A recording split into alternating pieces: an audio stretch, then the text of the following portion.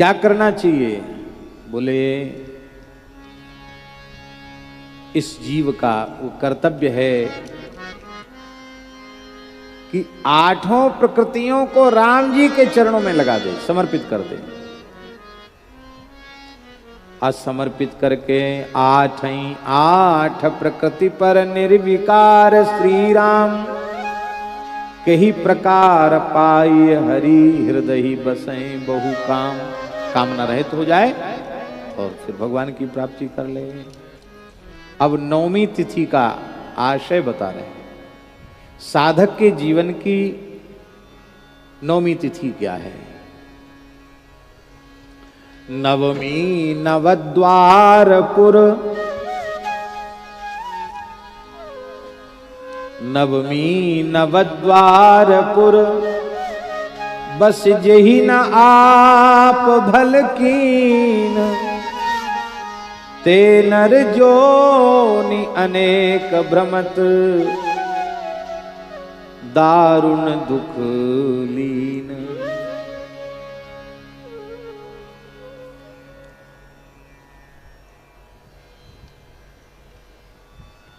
अष्टचक्रा नवद्वारा देवानाम पूर अयोध्या, उपनिषद का मंत्र है। ये देह ही अयोध्या है, इसमें राम जन्मभूमि है, राम जी रहते हैं इसमें। ये अष्टचक्रा नवद्वारा है।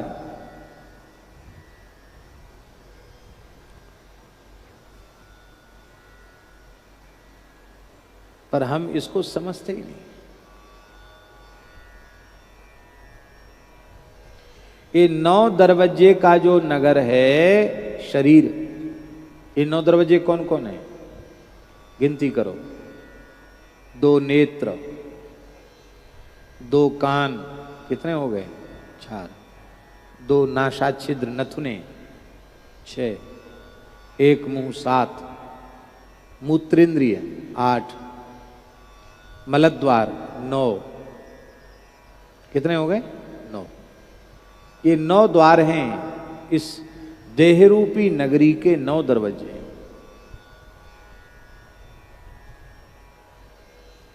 इस 9 दरवाजे के नगर में ये जीव रहता है। पर जिसने इस 9 दरवाजे के नगर में रह करके भी अपना भला नहीं किया। अपना भला क्या है? नरतन पाय विषय मन देहि, पलटि सुधाते 60 विष लेहि।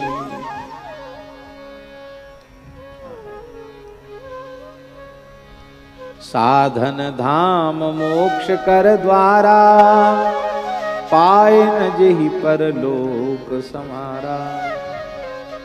ये कैसे मिला है? हमारे साधन से नहीं मिला, हमारे पुण्य से नहीं मिला। कैसे मिला?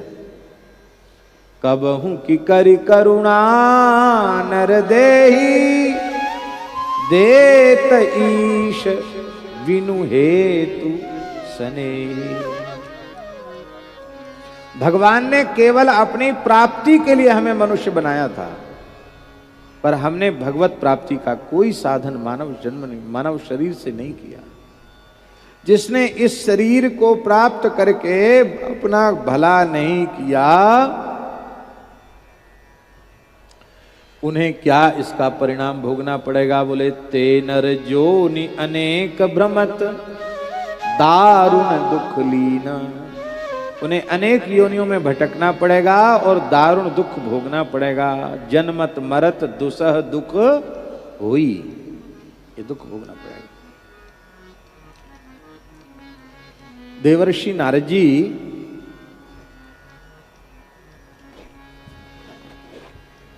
विचरते हुए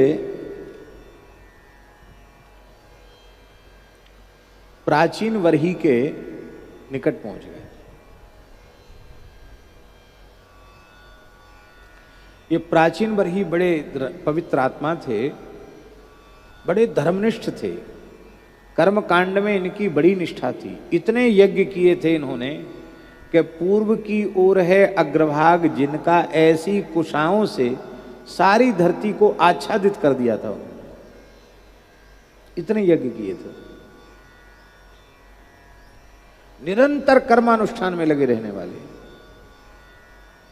नारद जी के मन में आया कि ये राजा इतना सावधान होकर, प्रमाद शून्य होकर वैदिक कर्म कर रहा है, अच्छी बात है, पर इन कर्मों का फल इसे किस रूप में मिलेगा? संसार चक्र से छूटने का तो कोई साधन ही नहीं कर रहा है। कर्मानुष्ठान भी लौकिक पारलौकिक भोगों की प्राप्ति के लिए कर रहा है। अब प्राय इसीलिए करते हैं।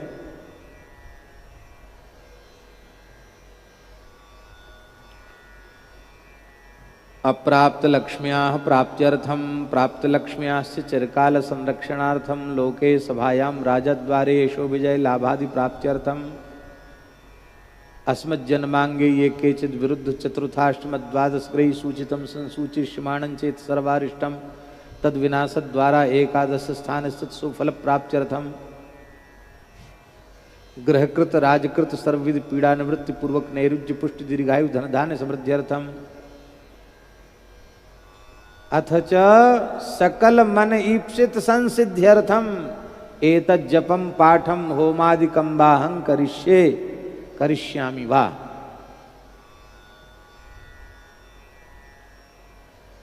ये हम बिल्कुल नहीं करें कि संकल्प गलत, संकल्प बिल्कुल सही है, पर प्रायः कामनाओं की पूर्ति के लिए ही मनुष्य कर्म में प्रवृत्त होता है।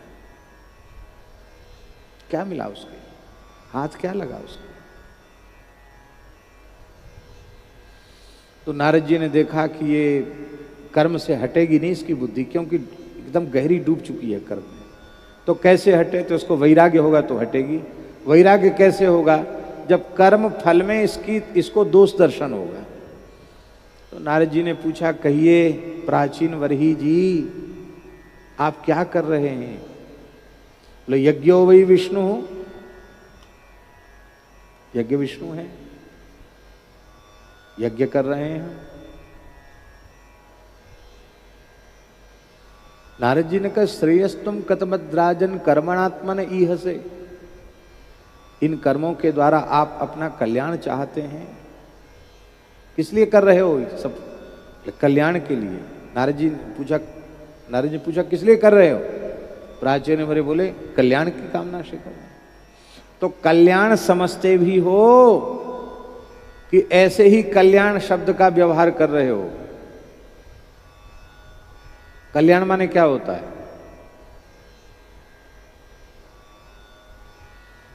उसने जो बताया वो तो नारद जी ने काट दिया। बोले, चुप महाराज, तो अब तो हम तो नहीं समझते, आप ही बताओ। तो नारद जी बोले, दुख हानि सुखा वाप्ति श्रेय तन्नेह चेष्यते, दुखों का अत्यंता भाव हो जाए, सर्वथा नाश हो जाए, और उस निर्वधिक सुख की प्राप्ति हो जाए जो दुख की आशंका से सर्वथा शून्य हो, उस असीम आनंद की प्राप्ति हो जाए, अखंड आनंद की प्राप्ति हो जाए, इसका नाम है कल्याण। सरल शब्दों में कहें तो भगवत प्राप्ति का नाम है कल्याण, भगवत साक्षात्कार का नाम है कल्याण। ये तो होगा नहीं। तुम जो कर्म कर रहे हो इनके बदले स्वर्ग मिलेगा, स्वर्ग में पुण्य क्षीण होने फिर धरती पर आओगे, फिर कहीं कुसंग में पड़ गए, पाप बन गए, फिर नरक भी जाना पड़ेगा। कहां कल्याण हुआ तुम्हारा? और देखो राजन, जिन यज्ञों में तुमने पशु वध किया है, वो सब पशु तुमसे स्वर्ग में बदला लेने के लिए खड़े हैं तैयार। देख लो परलोक में।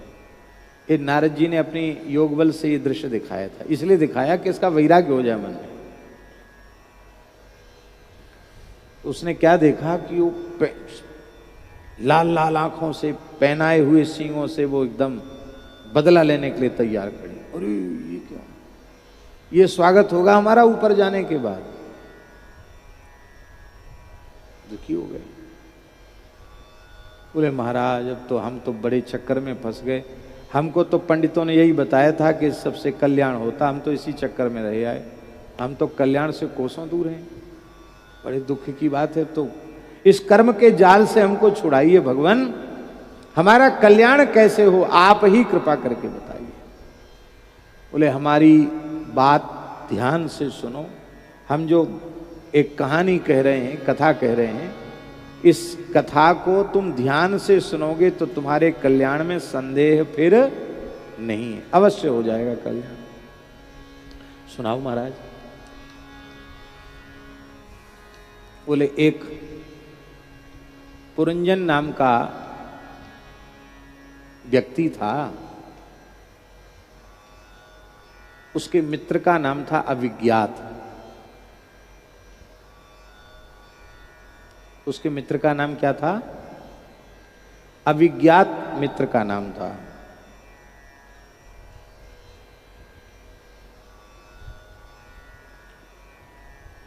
उसकी चेष्टा को कोई नहीं जानता था, उसका नाम अविज्ञात था।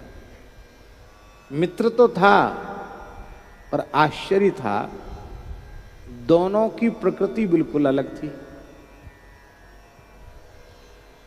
पर अलग प्रकृति वालों की मित्रता रहती नहीं है, पर फिर भी मित्रता बनी हुई थी। क्यों? क्योंकि जो अविज्ञात है ना, वो इतना दयालु था, वो अपने मित्र के दोष देखता ही नहीं था, इसलिए अपनी तरफ से वो निर्वाह कर रहा था उसके साथ। स्वभाव में अंतर यह था कि अविज्ञात तो जो था ना, वो तो अपने में ही मस्त रहता था, उसको लालच नहीं था किसी चीज को पाने का, भोगने की इच्छा नहीं थी उसके मन में। और ये ऐसा था कि ये बड़ा लालची था, भोगा कोई बढ़िया चीज देखे यह हमें मिलनी चाहिए। अविज्ञात ने समझाया कि देखो, इन सब फल भोग के चक्कर में मत फंसो, ये लुभावने हैं संसार के भोग, रूप रसगंध शब्द स्पर्श के पदार्थ, इनकी ओर अपने मन को मत ले जाओ, हमारे साथ हमारी ओर मन लगा के रखो। इसने सुना नहीं। बोले तुम्हारे साथ रहने में कोई आनंद नहीं, तुम तो गुमसुम रहते हो, क्या तुम्हारे साथ आना, हम तो घूमने जाएंगे, मौज बहार करेंगे, बाजार मेला देखने जाएंगे, जाओ तुम्हारी इच्छा जाओ। अब वो चल पड़ा, पर वो मित्र इतना दयावान था अविज्ञात कि उसने फिर भी पीछा छोड़ा नहीं, वो साथ ही रहा आया। कोई बात नहीं, कभी न कभी तो मुड़ेगा हमारी तरफ, चलो चले रहो, लगे रहो। ओ इतने नगरों में घूमा, लाखों नगरों में घूमा, कहीं कितने दिन रहा, कहीं कितने दिन रहा, कहीं कितने दिन रहा। अंत में उसका मन भरा, ये सब ठीक नहीं, बढ़िया अच्छा नगर चाहिए हमारे लायक। तो उत्तर कुरु प्रदेश में आया तो उसने देखा कि एक बड़ा सुंदर नगर है, जिसकी कारीगरी नक्काशी क्या कहना, ऐसा बढ़िया पलस्तर चढ़ा हुआ है, बड़ा चमत्कारिक नगर देखा, विचित्र। उस नगर में 9 दरवाजे थे। बोले ये नगर ठीक है, हमारे लायक है, इसमें गली चौराहे और सब बढ़िया बने हैं, बहुत अच्छा है ये ठीक। उसके भीतर जब वो पुरंजन घुसने लग गया तो उसे सबसे पहले 5 फण वाला नाग दिखाई पड़ा, जो उस नगर की रक्षा कर रहा था। पहले तो इसके मन में डर व्याप्त हुआ, बाद में देखा कि ये तो नाग तो शांत भाव से बैठा है, तो भीतर घुस गया।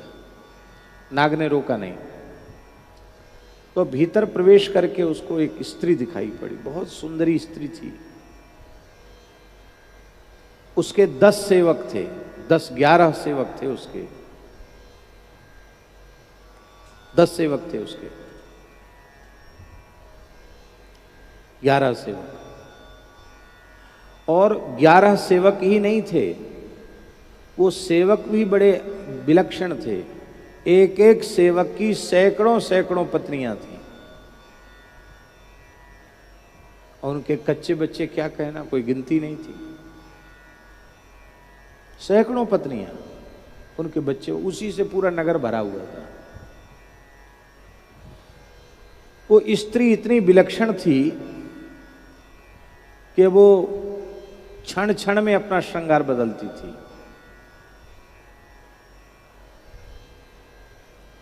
गांव के बेचारे गरीब लोग, वो तो ज्यादा फैशन में नहीं रहते। शहरों की स्त्रियां, विशेषकर बंबई, कलकत्ता और कौन कौन से बड़े शहर हैं, उनकी स्त्रियां सवेरे का श्रृंगार अलग, दोपहर का अलग, शाम का अलग। मरे में जा रही तो उसका श्रृंगार अलग, ब्याह में जा रही तो उसका श्रृंगार अलग।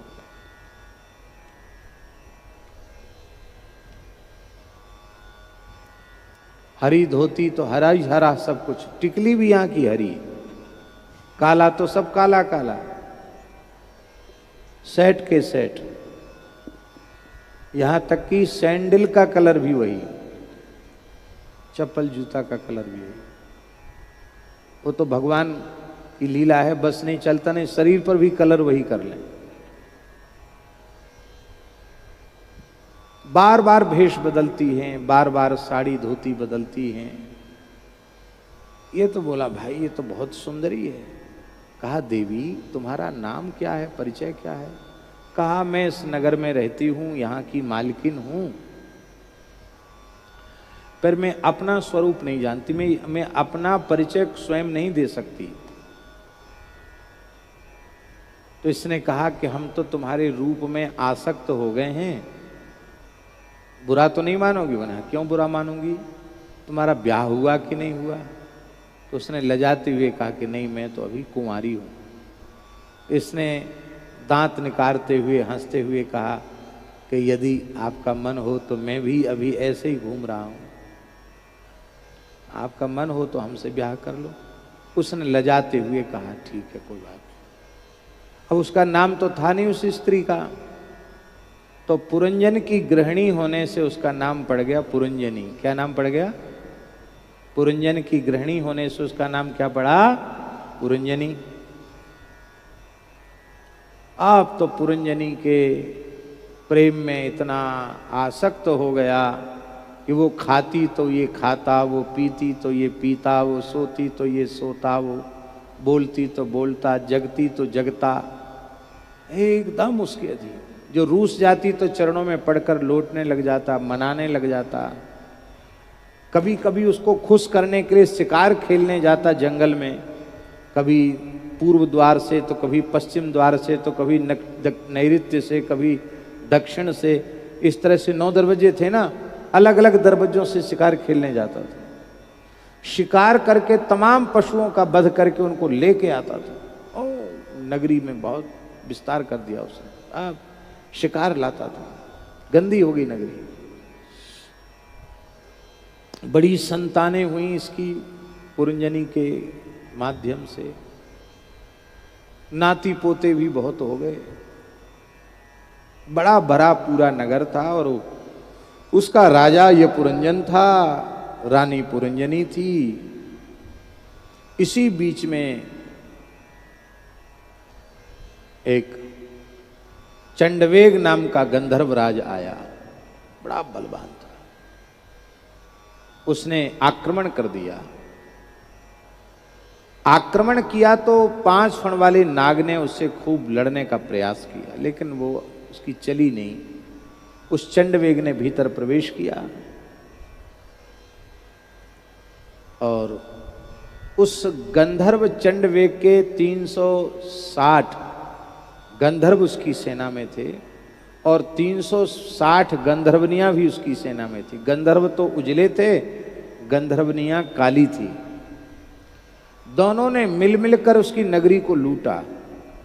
एक दिन में लूटते थे, एक रात में लूटते थे। क्या करे बेचारे। अब ये भी तो बूढ़ा हो गया था, हाथ पांव ठीक से चलते नहीं थे, लेकिन फिर भी टक्कर तो ले ही रहा था। इसी बीच में एक लड़की और आ गई।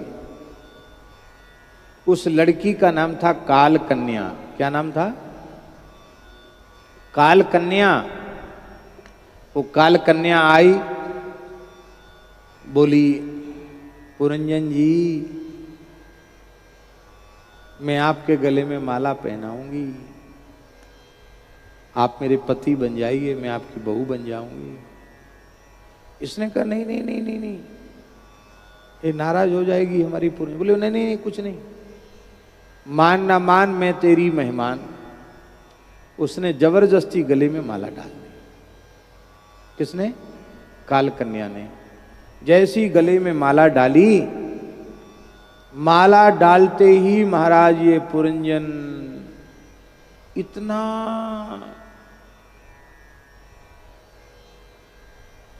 अधिक क्लेश युक्त हो गया, इसकी सारी नगरी श्रीहीन हो गई।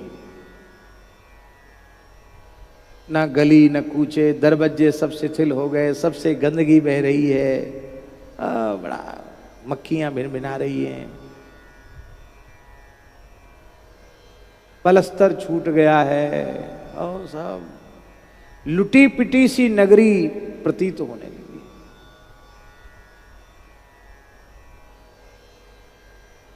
इसने कहा तू जा, तू इतनी अशुभ है कि तेरे घुसते ही सब हमारी नगरी चौपट हो गई, निकल यहां से। बोले मैं निकलने के लिए थोड़ी आई हूं, तुमको ले जाऊंगी। कहां ले जाऊंगी? ले जाऊंगी, नहीं तो अपने भाई को बुलाती हूं। उसने आवाज लगाई, उसका भाई आ गया। काल कन्या का भाई आ गया, माने पुरंजन का साला, यही समझा जाएगा ना। पत्नी का भाई साला होता है। उसका नाम था प्रज्वार। क्या नाम था उसका? प्रज्वार। उसने कहा मेरी बहन दुखी है, मैं इसका बदला लूंगा तुझसे। आग लगा दी उसने नगर में। धू धू करके आग में नगर जलने लग गया। देखते देखते सब जल गया। पुरंजन बहुत दुखी था, अपनी पुरंजनी की याद कर रहा था और याद करते करते मरा। तो अंते मति सागति, पुरंजनी की याद करके मरा तो दूसरे जन्म में मलयध्वज राजा की पुत्री के रूप में, इसका एक कन्या के रूप में जन्म हो गया। द्रविड़ देश में। और महाराज फिर इसका जन्म हो गया और जन्म के बाद इसका विवाह मलयध्वज राजा से हुआ। अब ये बिल्कुल भूल गया था कि मैं पुरंजन था, अब तो अपने को मलयध्वज राजा की पत्नी ये मानने लग गया। मलयध्वज राजा का भी शत्रुओं से युद्ध हुआ और इस युद्ध में लड़ते लड़ते मलयध्वज वीर गति को प्राप्त हो गए। तो ये जो पुरंजनी स्त्री बना था ना, मलयध्वज की पत्नी, ये मलयध्वज के कटे सिर को गोद में रखकर रो रही थी, हाय रे हाय, मैं तो नष्ट हो गई, मैं सती हो जाऊंगी। जलने के लिए तैयार थी और अभिज्ञात साथ ही घूम रहा था। अब तक वो पीछा उसने नहीं छोड़ा। जब ये एकदम मरना नष्ट ही होना चाहता था तो अभिज्ञात ने कहा, अभिज्ञात अपने रूप में नहीं आया, अभिज्ञात एक वृद्ध ब्राह्मण के रूप में आया। ब्राह्मण के रूप में अभिज्ञात आया। वो आकर के उसने कहा, पुरंजन तुम अपने स्वरूप को पहचानो, तुम मलयध्वज की पत्नी नहीं हो, तुम तो मेरे मित्र पुरंजन हो। मेरी बात न मानने के कारण, मुझसे मुख मोड़ लेने के कारण ये तुम्हारी दुर्दशा हुई है। अभी अपने स्वरूप को पहचानो, मुझे पहचानो, अपने को पहचानो, दुख रहित हो जाओ। ऐसा उपदेश दिया उस अभिज्ञात ने कि पुरंजन का दुख सदा सर्वदा के लिए दूर हो गया। तो राजन, ऐसे ही आपका भी दुख दूर हो जाएगा और आपका परम कल्याण हो जाएगा। बस पुरंजन की कथा आप अपने जीवन में उतार लो। प्राचीन बरही को बड़ा अहंकार था अपने ज्ञान का। वो कहता था कि मैं वेदों का बड़ा भारी विद्वान हूं, वेद वेदांग सब मुझे उपस्थित हैं, मुझसे बड़ा पंडित और कौन होगा। अब नारद जी की पहली वाली कथा सुन के तो उसका दिमाग ही चकरा गया। बोले महाराज, हम तो यही नहीं समझे कि ये कथा का आशय क्या है, आप क्या कहना चाहते हैं। तो तुम्हारी समझ में कुछ नहीं है। बोले हमारी समझ में तो बस पुरंजन पुरंजनी पुरंजन पुरंजनी यही समझ में, कुछ नहीं आया। क्या कह रहे हो आप। राजन, ये किसी व्यक्ति की कथा नहीं है, यह प्रत्येक जीवात्मा की कथा है। ये जीवात्मा ही पुरंजन है। पुरम शरीरम जनयतीति पुरंजनो जीवः। वस्तुतः यह जीवात्मा न स्त्री है, न पुरुष है, न पशु है, न पक्षी है, न कीट है, न पतिंग है, न स्थावर है, न जंगम है, कुछ नहीं। यह केवल और केवल परमात्मा का अंश है। पर जिस शरीर में जाता है उसी शरीर को अपना स्वरूप मानने लग जाता है। पशु के शरीर में गया तो मैं पशु हूं, मनुष्य के शरीर में गया तो मैं मनुष्य हूं, स्त्री के शरीर में तो मैं स्त्री हूं, ब्राह्मण शरीर में मैं ब्राह्मण हूं, चांडाल शरीर में मैं चांडाल हूं।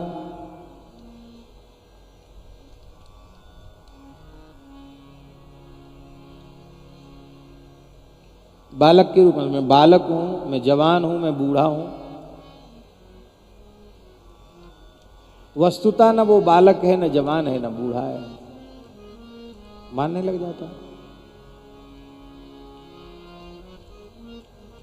ये अनेक नगरों में भटका। ये भटकना क्या है? 84 लाख योनियों में जीव का भटकना, और अंत में कोई नगर पसंद नहीं आया। 84 लाख योनियों में कोई योनि इसको पसंद नहीं आई। अंत में मनुष्य का देह जो 9 दरवाजे की बड़ी सुंदर नगरी है, कितने सांचे हैं भगवान के पास पता नहीं। अब देखो कितने बटुक ब्रह्मचारी बैठे हैं।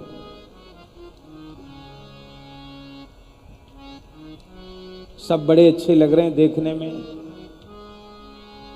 और देखने में अच्छे लग रहे हैं भी सब अच्छे।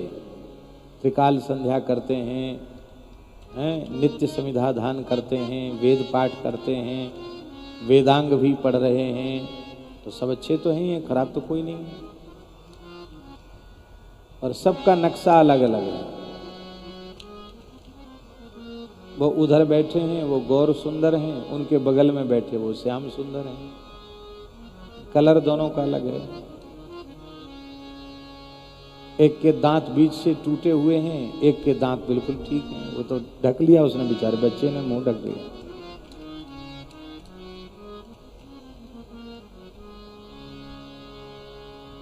इनकी नाक ऐसी है चौड़ी, वो उधर बैठे उनकी एकदम पतली नाक है। देखो, ये इन्हीं के लिए नहीं, सब के लिए। एक कंपनी में कोई चीज बनती है रुंटा जी, तो एक जैसा माल बनता कि नहीं, एक जैसी गाड़ी। लेकिन कैसी कंपनी है भगवान की, हर माल अलग। कैसी कंपनी है,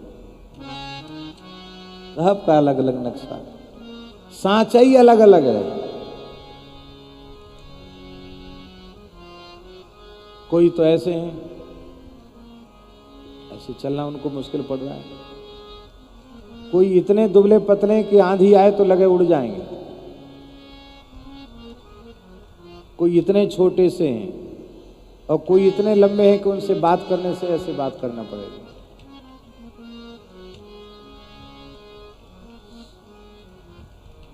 ये विचित्र नगरी है, कैसी विलक्षण नगरी भगवान ने बनाई है, कैसी कारीगरी है।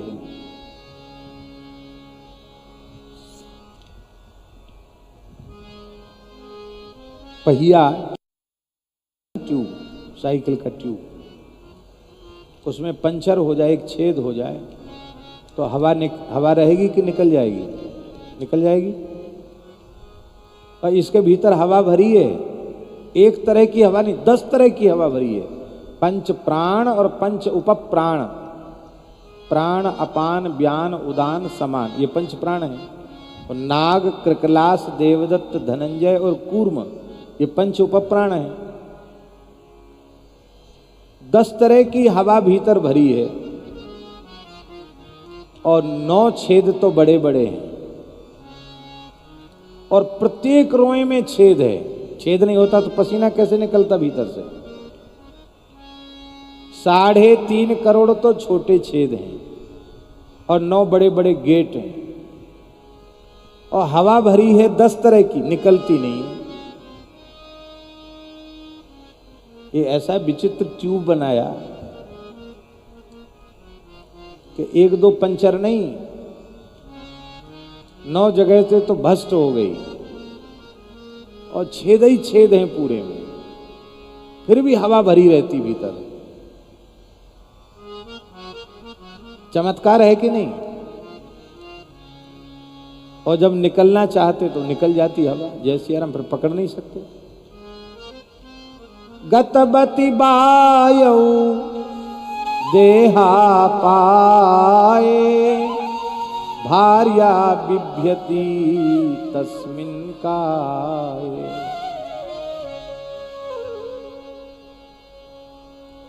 ये जो 5 फण वाला जो नाग है वो कौन है? ये पंच प्राण है, इस शरीर की रक्षा करते हैं। हृदि प्राणः गुदे पानः समानो नाभिमंडले, उदानः कंठ देशे स्यात् व्यानः सर्व शरीरगा। ये 5 प्रकार की वायु, यही इस शरीर की रक्षा करती है। इसके भीतर जब इस जीवात्मा ने प्रवेश किया, पुरंजन ने प्रवेश किया, तो उसको एक स्त्री मिली। वो स्त्री कौन है? वो स्त्री है बुद्धि, जो अपने स्वरूप को भूली हुई है। कस्तम को हम कुत आयाता, ये सब भूला हुआ उसको।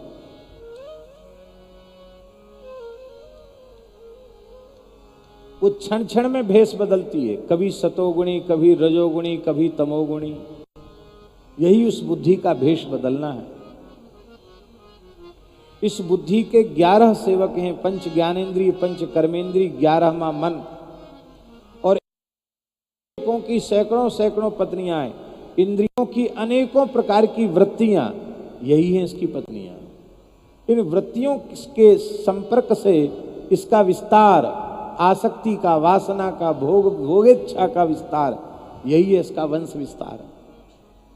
अब देखो, एक ही आंख है, शत्रु को अलग नजर से देखती है, मित्र को।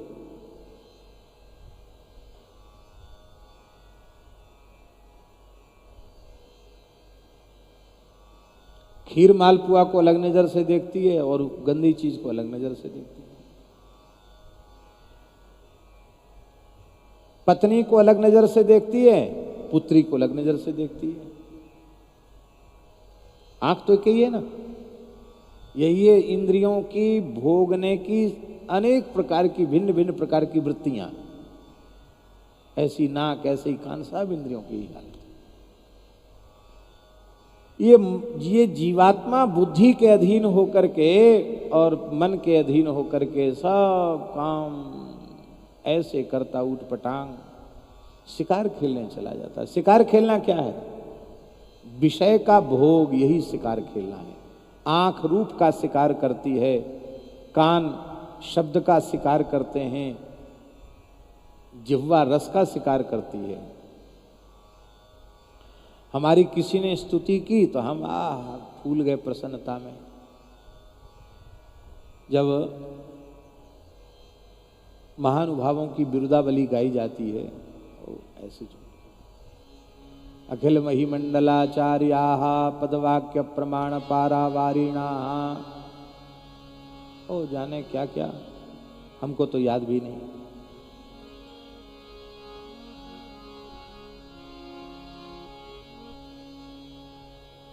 धर्म चक्रवर्ती और क्या क्या।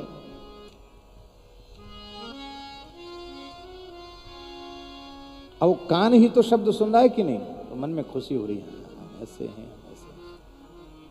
और किसी ने कहा ढोंगी, पाखंडी, धूर्त, बगुला, भगत ऐसा कहने लगे तो ओ आंख लाल हो जाएगी। क्या बोला?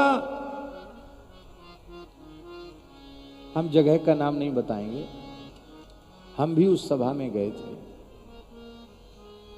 कुंभ की बात।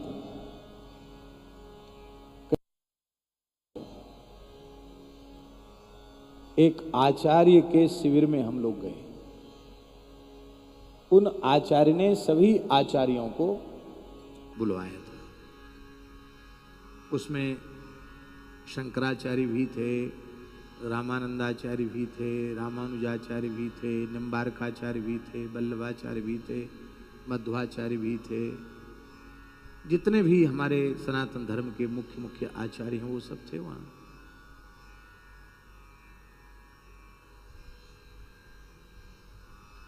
अब स्वाभाविक है जो जगत गुरु आचार्य हैं उनको तो छत्र छड़ी सब लगेगा, वो सब लगा हुआ था। दूसरे लोग महाराज पहुंच गए, ये अनी के हैं, ये अखाड़े के हैं, ये अमुक मंडलेश्वर हैं, ये महामंडलेश्वर हैं, ये सब पहुंच गए।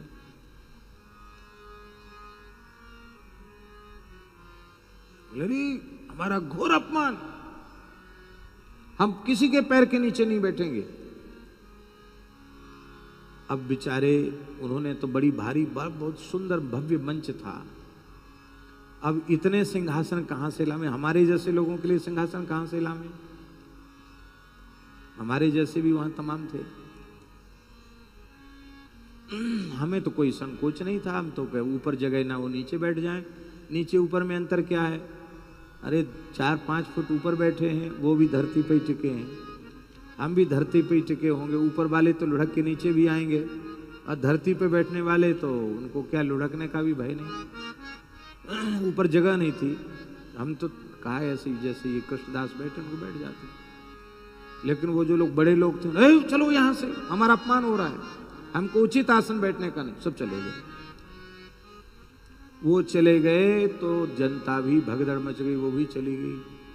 और जो बेचारे जगत गुरु थे ना, सब शंकराचार्य जी, अमुकाचार्य जी, अमुकाचार्य, सब छड़ी छत्र लगाए बैठे के बैठे रह गए। सबकी बिरदावली गाई गई थी और सब चलेगी, जनता भी चलेगी और वो चले गए। महात्मा ज्यादा थे, वो सब चले गए नाराज हो गए। कोई वैष्णव अखाड़े में, सन्यासी अखाड़े भी नाराज होके चले गए। वहां हम किसी को जगत गुरु नहीं मानते, लो हम ही जगत गुरु सबसे बड़े।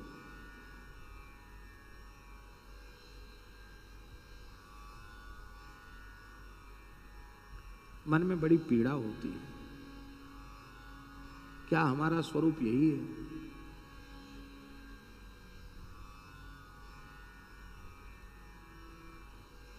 अमुक तिलक वाले के पास हम नहीं बैठेंगे, हमारी गद्दी इतनी पुरानी है, हमारी इतनी ऊंची होनी चाहिए। राजस्थान में एक जगह कथा चल रही थी, तो एक आचार्य आने थे, तो उनके परिकर के लोग आए, तो उन्होंने पहले इंची टेप से हमारी चौकी नापी। इंची टेप होता ना, उसे ऐसे करके नापा। हम तो कुछ बोले नहीं, हमें कि कोई बात नहीं, नाप रहे होंगे। क्यों नाप रहे? पूछा धीरे से। बोले वो आचार्य जी बैठे हैं, आपकी गद्दी से थोड़ी ऊंची होनी चाहिए, नीची नहीं होनी चाहिए। अब वो तखत बराबर का ही था, गद्दा भी बराबर का था, तो नीचे तो पर ईंटा ला करके, ईंटा नीचे रख करके उसको थोड़ा ऊंचा किया गया। वे महानुभाव आए, आकर के उन्होंने अपना वक्तव्य दिया। कथा के बीच में लाइव कथा थी। इसके बाद उनके वो अपना काम बोल बाल के चले गए। उन्होंने कहा हमारी कथा नहीं सुनी, अपना सुनाने आए थे, हमारा सुनने थोड़ी आए थे, चले गए। इसके बाद रेवासा महाराज आए, तो लोगों ने कहा इनको कहाँ बिठा? मैंने कि लगी लगाई गद्दी है, बैठ जाए। वो आए तो उनको नाराज हो गए, बोले वह व्यास पीठ के समान किसी का आसन होना ही नहीं चाहिए। हम इतने बड़े मूर्ख नहीं हैं कि हम इनसे ऊंची आसन पर, हम तो नीचे बैठेंगे। फिर कुर्सी मंगाई गई, तब कुर्सी पर वो बैठे।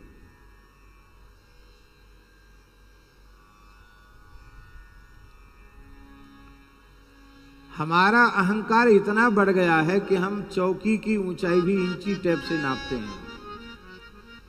अरे चौकी नीची होने से नीचे नहीं होंगे, और चौकी ऊंची हो जाए, 100 फुटा की चौकी हो जाए, 100 फीट के पाए हो, तो 100 फुट के ऊपर बैठने से ऊंचे नहीं हो जाएंगे। बड़ा हुआ तो क्या हुआ,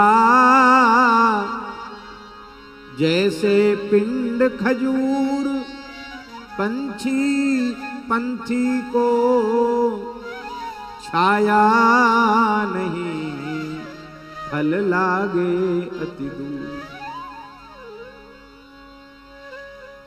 ये भलपन और नीचता स्वभाव से होती। भलो भलाई पहले लहे नीचाई नीच, सुधा सराही अमरता, गरल सराही मीच। बहुत से लोग होते तो बहुत ऊंचे हैं, लेकिन ऊंच निवास नीच कर तूती, ऊंच निवास नीच कर तूती, देखी न सकहीं पराई विभूति, देखी न सकहीं पराई विभूति।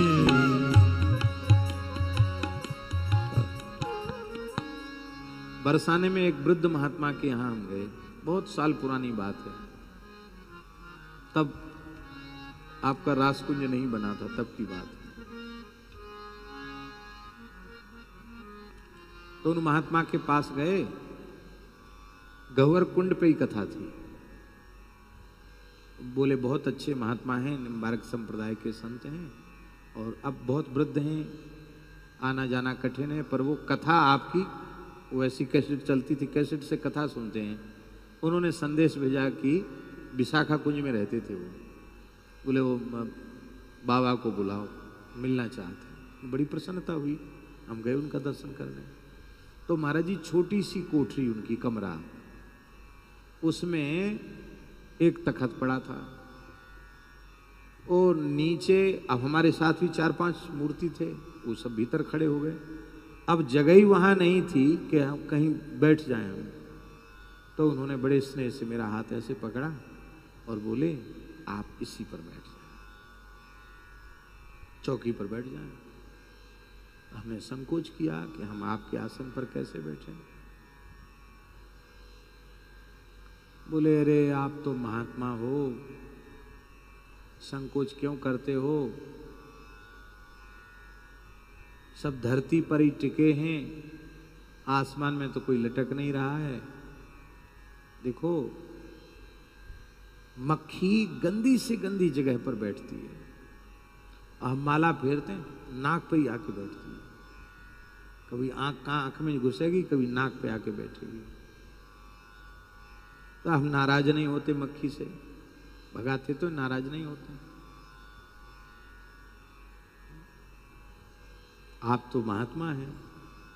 मक्खी मच्छर तो हमारे ऊपर ही बैठते, मेरी नाक पे, हमारे माथे पे बैठ जाती है। तो आप क्या मक्खी मच्छर से भी गए बीते हैं, यहां नहीं बैठ सकते हैं? मेरी प्रसन्नता के लिए बैठ जाए तो हम थोड़े से ऐसे टिक करके बैठे, बड़े संकोच पूर्वक बैठे। लेकिन मन में एक बात आई कि महात्मा होते कितने सरल हैं, कितने निश्चल और निर्मल होते हैं। हमारे पूज्य सदगुरुदेव भगवान भक्तमाली जी ध्रांगध्रा गए।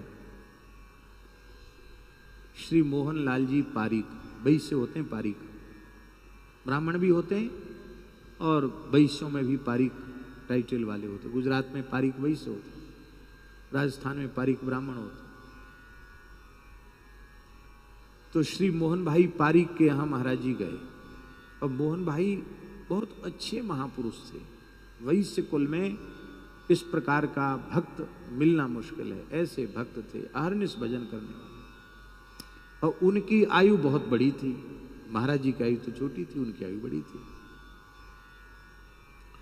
तो उनका मन ये था कि उनका छोटा सा मकान था, उनका मन ये था कि महाराज जी मेरे कमरे में ही रहें, और महाराज जी का संग हमको ज्यादा से ज्यादा मिलेगा। और उसी कमरे में ही सत्संग होता था, 8-10 लोगों में कमरा भर जाता था। और वो वृद्ध इतने थे, 90 साल की उनकी उम्र थी, और वृद्ध इतने थे कि उनके घोंटू में भी थोड़ी समस्या थी, वो नीचे बैठ ही नहीं सकते थे। और ऐसी कोठरी नहीं थी कि उसमें दूसरी चौकी पड़ जाए। दूसरी चौकी पड़ेगी तो वो 5-7 लोग जो सत्संग के लिए आते वो कहाँ बैठेंगे। बोले क्या करें, आप दूसरी जगह जाएंगे तो हमको बड़ा कष्ट होगा, क्या करें, हमको ले चलिए, आपका संग हम नहीं छोड़ना चाहते। महाराज बोले रे इसमें क्या समस्या है, आपका आसन ऊपर रहा आएगा, हमारा आसन नीचे, सोना ही तो है, ऊपर नीचे में क्या भेद है। जिस भगत के घर गए थे उनको तो ऊपर चौकी पे आसन, और महाराज जी नीचे लेट जाते। इसको कहते हैं निरुपाधिक अवस्था। ये मन में नहीं आए कि गृहस्थी है, बनिया है, हम तो कान्यकुब्ज ब्राह्मण कुल में पैदा हुए हैं, बचपन के साधु सन्यासी विरक्त महात्मा, हम नीचे बैठे हैं और ये गृहस्थी ऊपर। आप इस पर महाराज जी रात को नीचे, दिन में थोड़ा विश्राम कर दो, नीचे करते। उनको बहुत संकोच, नहीं ठीक, बहुत अच्छा। और जब कथा होती तो वो एक कोने में सरक के वो बैठ जाते, वहीं महाराज जी बैठ जाते, बोलने लग जाते।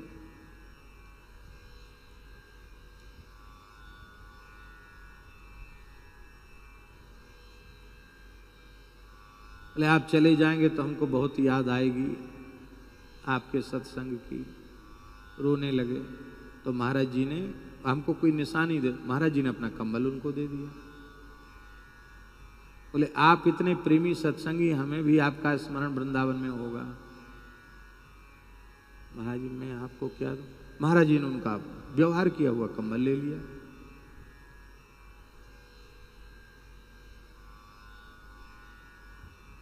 उनके ओढ़ने वाला कंबल हमारा अपना उनको दे दिया, और ला करके बड़े आदर पूर्वक उसको रखते। एक अच्छे सत्संगी भक्त का व्यवहार किया हुआ है। अब न आंख तरी आवत को, बड़े बड़े नाम सुने जाते हैं, अच्छे हैं, सब महात्मा हैं, सबके चरणों में दंडवत प्रणाम है, लेकिन ऐसी साधुता संभव नहीं। निर्विकार अवस्था किसको कहते हैं, अहम शून्य अवस्था किसको कहते हैं, तितिक्षा किसको कहते हैं, उन सबकी प्रकट परिभाषा थे पूज्य गुरुदेव भगवान। हम लोगों ने क्या लिया उनसे, कुछ नहीं। हमारे पास रहने वाले लोगों ने भी सदगुरु चरितामृतम नहीं पढ़ा है। पढ़ा है तो ठीक से नहीं पढ़ा, ईमानदारी से नहीं पढ़ा। सदगुरु चरितामृतम एक बार कोई पढ़ ले ठीक से, हृदय में उतार ले, तो उसका जीवन बदल जाएगा।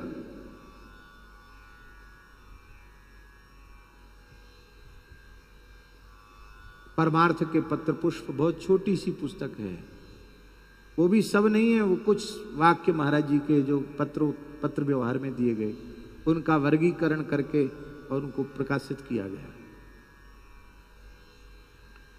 उसको कोई एक पृष्ठ पढ़ ले तो उसमें सब कुछ है, सत्संग की सारी बातें उसमें है, सारे समाधान उसके भीतर हैं। पर ईमानदारी से बताओ किसने पूरी पढ़ी है पुस्तक?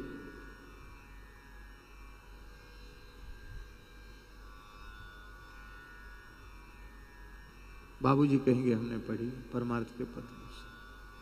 हाँ इन्होंने तो पढ़ी है, लेकिन ये कहते हैं कि हमको याद नहीं रहता है। इनको याद नहीं रहता, इनकी समस्या ये है।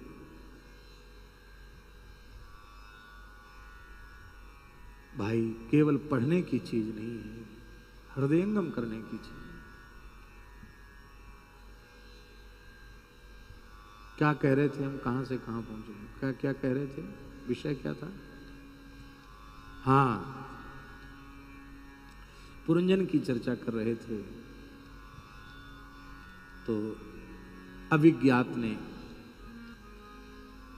हाँ, ये भीतर प्रवेश किया, ये बुद्धि है, बुद्धि वेश बदलती है, अलग अलग प्रकार की इंद्रियों की वृत्तियां हैं, और ये इस प्रकार से जब मरा तो मरते समय जिसका चिंतन किया उसी शरीर में चला गया।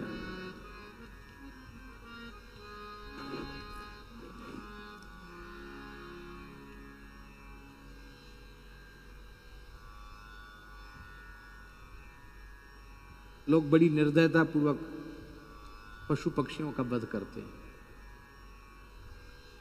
तो उन पशुओं को मारने वाले की वृत्ति तो उनमें लगी रहती है, वो मर के उनकी योनि में जाते हैं, और जो मारे जाते हैं ना उनकी वृत्ति उनमें लगी रहती है, वो मनुष्य बनते हैं।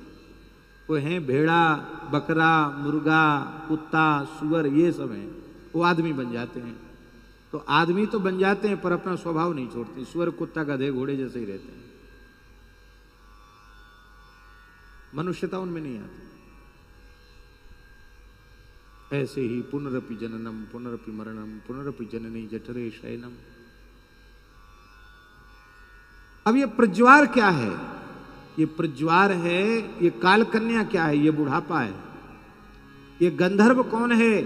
ये है काल, जिसकी गति बड़ी भयंकर है।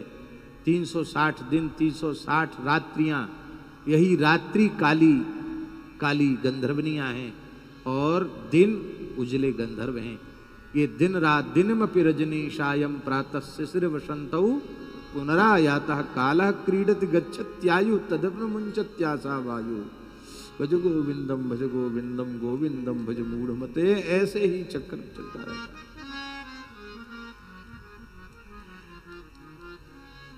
पहले तो ये बहुत लड़ता है प्राण, लेकिन अंत में धीरे धीरे बुढ़ापे की ओर बढ़ता है। 50 साल के बाद उत्तरार्ध शुरू हो जाता है। इसी बीच में आ जाती है काल कन्या।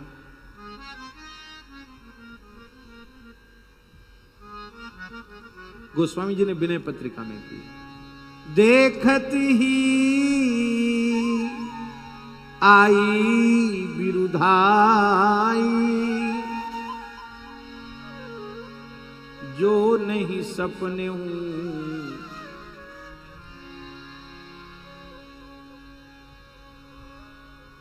स्वप्न में भी उसको बुलाया नहीं था, नहीं बुलाई, वो आ गई जबरदस्ती। आते ही नगरी चिकी चमक दमक चली गई। इतने चमक दमक जो लग रही ना, वो गई बुढ़ापे में। अंगम गलितम पलितम मुंडम, बाल सफेद हो गए, अंग गल गया है, झुर्रियां पड़ गई। दसन विहीनम जातम तुंडम, मुंह में दांत नहीं रह गए। वृद्धो याति गृहीत्वा दंडम, डंडा लेके चलने लग गए, कमर झुक गई। लेकिन तदपि न मुंचत्यासा पिंडम, बालस्तावत् क्रीडासक्तः, खेल कूद में बचपन चला गया। तरुणस्तावत् तरुणी रक्तः, वृद्धस्तावत् चिंता मग्नः, पारे ब्रह्मणि कोपि न लग्नः, परब्रह्म में नहीं लगते हैं। भज गोविंदम भज गोविंदम गोविंदम भज मूढ़मते। एक पंडित जी बड़े दुखी थे, बुढ़ापा आ गया था, पर उनका ब्याह नहीं हुआ था। तो विवाह के बिना वो बड़े दुखी थे कि हाय रे हाय, ऐसे ही रह गए हम। क्यों नहीं हुआ था विवाह? वो जमाना ऐसा था कि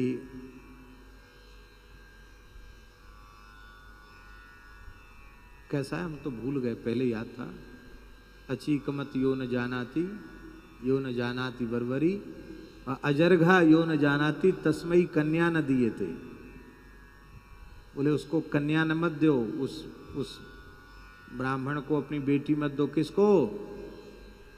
बोले अची कमत रूप जो बनाना न जाने, अजरघा सिद्ध करना न जाने, और बर्बरी है सिद्ध करना न जाने, इनकी सिद्धि न कर सके, तस्मई कन्या ने दी थी, उसको कन्या मत दो। अब तो पढ़े लिखे भी नहीं थे। तब बुढ़ापे में उन्होंने इच्छा की कि धन तो है पर पढ़े नहीं, इसलिए विवाह नहीं हुआ। अब बुढ़ापे में उन्होंने व्याकरण उठाई। आदि शंकराचार्य जी भिक्षा लेने जाए गए, ब्राह्मण के भिक्षा लेते थे। अब वो बूढ़े पंडित जी डुक्करें करने डुक्करें करने डुक्करें करने डुक्करें करने ये रट रहे थे। आदरी यूं टू डबा डुक्करें करने ये रट रहे थे। शंकराचार्य जी को बड़ी ग्लानि हुई। बोले संप्राप्ते सन्निहिते मरणे नहीं नहीं रक्षति डुक्करें करने, भज गोविंदम गोविंदम भज मूढ़मते। मरते समय डुक्करें करने कहोगे तो मोक्ष नहीं होगा, मरते समय तो राम राम ही कहना पड़ेगा। इसलिए नहीं सुना रहे कि विद्यार्थी पढ़ना बंद कर दें, इसलिए हम नहीं कह रहे हैं। पढ़ने लिखने का फल क्या है ये बताओ, विद्या का फल क्या है? विद्या का फल है विवेक की प्राप्ति। विद्या का फल क्या है? विवेक की प्राप्ति। विवेक का स्वरूप क्या है? सत और असत का निर्णय, क्या सत है और क्या असत है। असत का परित्याग और सत में स्थिति, इसको विवेक कहते हैं। ये हो गया तो पढ़ना लिखना सब सफल हो गया, और ये नहीं हुआ तो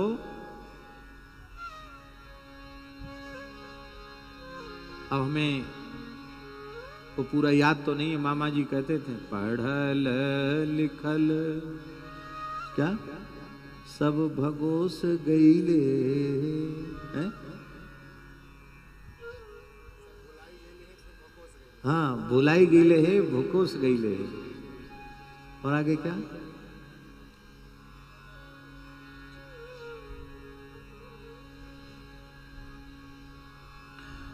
बड़े बड़े कई कई विषयों के विद्वान आचार्य अंत में विस्मृति में चले जाते, कुछ याद नहीं रह जाता। अब भगवान नाम की स्मृति यदि बचपन से कर रहे हैं और वो रह गया और सब भूल गया तो काम बन गया। अब जीवन में भजन तो किया नहीं, राम राम तो किया नहीं, और वो जो पढ़े लिखे थे वो भी भूल गया, अब क्या होगा?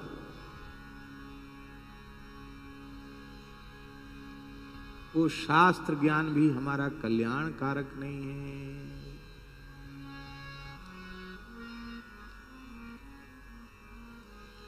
क्योंकि हम अपने लक्ष्य से भटक गए।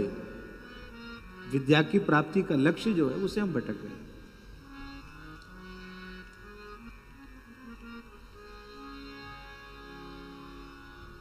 तब कहेंगे कि तब तो पढ़ना लिखना छोड़ो, अब तो माला ही लेके बैठो भजन करो। नहीं नहीं, बिल्कुल नहीं। सबसे कठिन काम है भजन करना, उससे 2 नंबर पर कठिन काम है पढ़ना, तीसरे नंबर पर तो और तीसरे लोग जाने। हमारा ये निर्णय है, अपने मन का निर्णय, कि संसार में सबसे कठिन काम भजन करना है। पढ़ने से भी ज्यादा कठिन काम भजन करना है। सारी इच्छाओं को समाप्त करना पड़ेगा, वृत्तियों को समाप्त करना पड़ेगा, भजन होगा नहीं।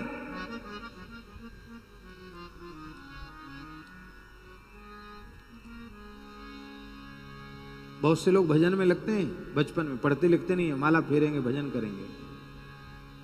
जब वासना प्रबल होती है, कुसंग में पढ़ते हैं, तो भजन साधन तो सब चौपट हो जाता है। पर शास्त्र ज्ञान से यदि किसी को विवेक जग गया है तो फिर उसकी बुद्धि भटकती नहीं है, उसकी बुद्धि बहकती